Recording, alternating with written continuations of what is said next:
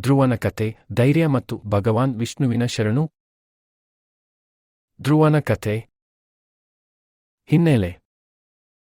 ಧ್ರುವ ರಾಜ ಉತ್ತರಪದ ಮತ್ತು ಅವರ ಪತ್ನಿ ಸುನೀತಿಯ ಮಗ. ಆದರೆ ರಾಜನು ತನ್ನ ಎರಡನೆಯ ಹೆಂಡತಿ ಸುರುಚಿ ಮತ್ತು ಅವರ ಮಗ ಉತ್ತರ ಪರವಾಗಿ ಒಲವು ತೋರಿದನು. ಒಂದು ದಿನ ಧ್ರುವ ತನ್ನ ತಂದೆಯ ತೊಡೆಯ ಮೇಲೆ ಏರಲು ಪ್ರಯತ್ನಿಸಿದನು, ಆದರೆ ಸುರುಚಿ ಅವನನ್ನು ನಿಲ್ಲಿಸಿದನು. ನೀವು ರಾಜನ ತೊಡೆಯ ಮೇಲೆ ಕುಳಿತುಕೊಳ್ಳಲು ಅರ್ಹನಲ್ಲ, ನನ್ನ ಮಗನಿಗೆ ಮಾತ್ರ ಆ ಹಕ್ಕಿದೆ. ಎದೆಗುಂದಿದ ಮತ್ತು ಅವಮಾನಕ್ಕೊಳಗಾದ ಧ್ರುವ ತನ್ನ ತಾಯಿ ಸುನೀತಿಗೆ ಓಡಿಹೋದನು. ಅವಳು ಅವನನ್ನು ಸಮಾಧಾನಪಡಿಸಿದಳು ಮತ್ತು ಸುಪ್ರೀಂ ಪ್ರೊಟೆಕ್ಟರ್ ಭಗವಾನ್ ವಿಷ್ಣುವಿನಲ್ಲಿ ಸಾಂತ್ವನ ಪಡೆಯಲು ಸಲಹೆ ನೀಡಿದಳು. ಅವಳು ಅವನಿಗೆ, ನೀವು ಹುಡುಕುವ ಗೌರವ ಮತ್ತು ಸ್ಥಿರತೆಯನ್ನು ದೇವರು ಮಾತ್ರ ನಿಮಗೆ ನೀಡಬಲ್ಲನು ಎಂದು ಹೇಳಿದಳು. ಧ್ರುವನ ತಪಸ್ಸು.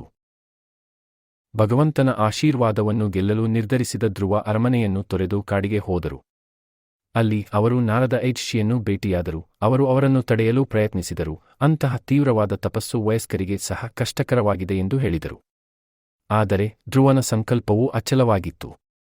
ತನ್ನ ಡಿಟರ್ಮಿನೇಷನ್ ನಿಶ್ಚಯದಿಂದ ಪ್ರಭಾವಿತನಾದ ನಾರದನು ವಿಷ್ಣುವಿನ ಭಗವಂತನನ್ನು ಧ್ಯಾನಿಸಲು ಮಂತ್ರವನ್ನು ಕಲಿಸಿದನು.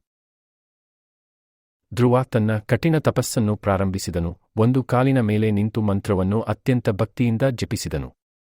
ಅವರು ಕಠಿಣ ಹವಾಮಾನ, ಹಸಿವು ಮತ್ತು ಬಾಯಾರಿಕೆಯನ್ನು ಸಹಿಸಿಕೊಂಡರು, ವಿಷ್ಣುವಿನ ಮೇಲೆ ಮಾತ್ರ ಕೇಂದ್ರೀಕರಿಸಿದರು. ಅವನ ಭಕ್ತಿ ತುಂಬಾ ತೀವ್ರವಾಗಿತ್ತು. ಭೂಮಿಯು ಅವನ ತೂಕದ ಅಡಿಯಲ್ಲಿ ಒರೆಯಾಯಿತು ಮತ್ತು ದೇವರುಗಳು ಕಳವಳ ವ್ಯಕ್ತಪಡಿಸಿದರು. ಭಗವಾನ್ ವಿಷ್ಣುವಿನ ದೃಷ್ಟಿ.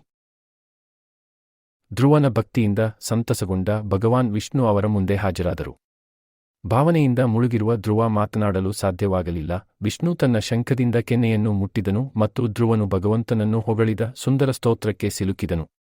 ವಿಷ್ಣು ಅವನಿಗೆ ಒಂದು ವರವನ್ನು ನೀಡಿದರು ಮತ್ತು ಧ್ರುವ ಪ್ರತೀಕಾರ ಕೇಳುವ ಬದಲು ಅಥವಾ